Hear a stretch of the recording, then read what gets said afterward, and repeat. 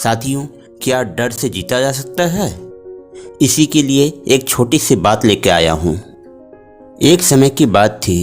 एक गांव में संजय और मोहन उस गांव में रहा करते थे। वो दोनों काफ़ी अच्छे दोस्त थे, हमेशा साथ साथ रहा करते थे और साथ साथ काम किया करते थे।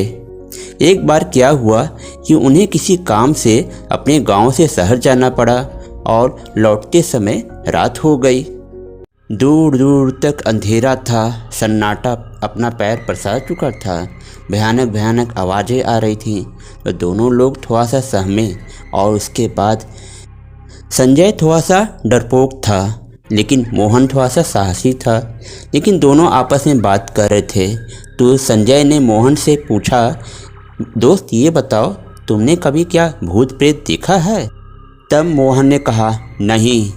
फिर मोहन ने संजय से पूछा, क्या तुमने कभी भूत प्रेत देखा है? तो संजय ने कहा, मैंने भी नहीं देखा है, लेकिन गांव में एक दो लोगों ने बताया है कि उन्होंने भूत प्रेतों को महसूस किया है और देखा है। यह बात सुन के दोनों थोड़ा सा सहमे और उसके बाद रात और अंधेरी होती जा रही थी। तो उन्होंने जंगल में ही सोने का सोचा और उसके बाद सोचे कि मैं अगले दिन हम लोग गांव चलते हैं। फिर उन्होंने जंगल में कुछ लकड़ियाँ इकट्ठा की और आग जलाया और उसके बाद अपने सोने का व्यवस्था करने लगे। संजय और मोहन के पास जो थोड़ा बहुत खाना उन्होंने रखा था उसे खाया और उसके बाद सोने लगे।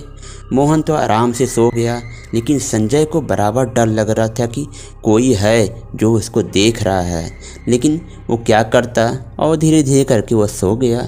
जैसे ही संजय सोया, उसके सपने में एक भयानक राक्षस आया और उसके बाद वह उसकी तरफ बढ़ने लगा। संजय और डरने लगा कि ये तो मेरी तरफ ही आ रहा है। और जैसे जैसे संजय डर रहा था, वैसे वैसे उस राक्षस की आकार और बड़े होते जा रहे थे। और संजय डर के मारे इतना तेज चीखा कि उसकी आँख खुल गई। मोहन ने तुरंत सुन के देखा और उसके पास आया और कहा, क्या हुआ दोस्त, क्यों तुम इतना डर गए? तब संजय ने अपनी सारी सपने की बात मोहन को बता दी। उसकी बात सुन के मोहन ने मन में सोचा, ऐसे तो ये भी डरेगा और ज़्यादा परेशानी बढ़ जाएगी।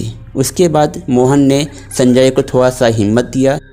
उसके बाद संजय ने मोहन से पूछा कि मोहन, क्या तुम्हें डर नहीं लगता है? मोहन ने कहा, मुझे तो बिल्कुल डर नहीं लगता है, और आज मैं तुम्हें कुछ ऐसा बताता हूँ कि उसके बाद तुम्हें भी कभी जीवन में डर नहीं लगेगा। मोहन ने संजय के कान में कुछ फुसफुसाया और उसके बाद दोनों लोग फिर से सो गए।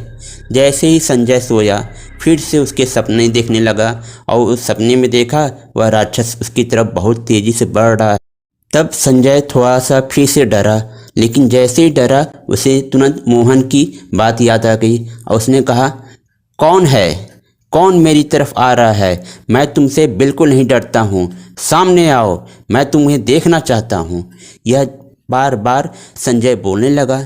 जैसे जैसे संजय यह बात को बार बार कह रहा था, वैसे वैसे ही उस भूत का आकार धीरे धीरे करके छोटा हो रहा था और छोटा होते होते इतना छोटा हो गया कि वह गायब हो गया।